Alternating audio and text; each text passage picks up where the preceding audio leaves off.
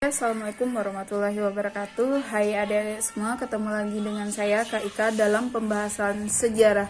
Oke, karena materi kelas 11 kalau untuk cabang kakak sendiri sudah selesai pendudukan Jepang dan kemerdekaan, tetapi kakak lihat ada di beberapa cabang yang masih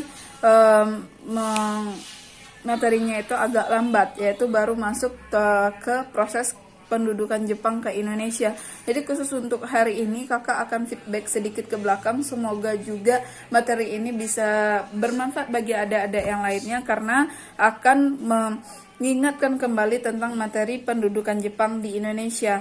Oke, langsung saja tanpa banyak basa-basi kita lanjut ke pembahasan yang pertama. Judulnya itu pendudukan Jepang di Indonesia. Hal yang pertama yang harus kita ketahui dari pendudukan Jepang di Indonesia ini adalah latar belakang kenapa Jepang bisa menguasai Indonesia. Adik-adik pernah tahu kenapa sih faktor penyebab Jepang bisa menjajah di Indonesia? Apakah dia melakukan penaklukan atau perjalanan seperti bangsa-bangsa barat ke Indonesia, yang contoh Portugis, yang datang Spanyol, ada Inggris dan lain-lain? Apakah mereka sama seperti bangsa barat itu? Kan tidak ada kan Jepang datang ke Indonesia selain langsung mengambil alih Indonesia dari tangan Belanda. Nah, apa sih faktor penyebabnya sehingga Indonesia penjajahnya bisa berpindah tangan dari Belanda secara otomatis ke tangan Jepang? Nah, hari ini itu yang akan kita bahas. Dulu kita masuk ya, sub materi yang pertama itu latar belakang Jepang bisa menguasai Indonesia. Dulu Jepang itu menganut politik isolasi, atau sinonimnya itu politik menutup diri dari perdagangan dengan bangsa-bangsa lain di seluruh dunia. Namun pada tahun 1854 seorang kapten Amerika Serikat yaitu Matthew Perry itu meyakinkan Jepang untuk melakukan perjanjian Shimoda. Perjanjian ini bertujuan untuk membuka politik isolasi Jepang atau politik menutup diri Jepang, sehingga Jepang pelabuhan-pelabuhan Jepang yang biasanya tertutup terbuka untuk pedagang-pedagang internasional.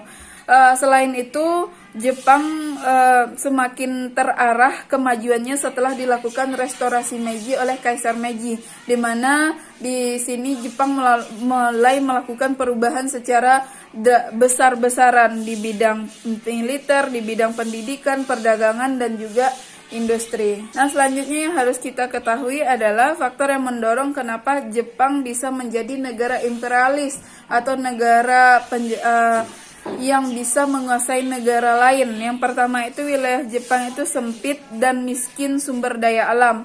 Yang kedua, adanya perkembangan industri yang begitu pesat, butuh daerah pemasaran dan daerah penghasil bahan mentah atau bahan baku industri. Yang ketiga, adanya pertambahan penduduk yang cepat. Yang keempat, adanya pembatasan migran Jepang yang dilakukan oleh negara-negara barat. Yang kelima, pengaruh ajaran Shinto, yaitu yang kita kenal dengan Hakoichiu, di mana Jepang terpanggil untuk memimpin bangsa-bangsa di dunia itu di daerah Asia Pasifik. Nah, jadi dulu Jepang itu titik puncak, nanti kita akan jelas titik puncaknya. Dia itu ketika melakukan restorasi Meiji, dia mengundang guru-guru terbaik, mentor-mentor terbaik, dan juga mengirim siswa-siswanya untuk belajar ke luar negeri. Dia mendatangkan ahli untuk mengajari orang-orang di negaranya, sehingga dia berhasil mencapai tujuannya sebagai negara industri.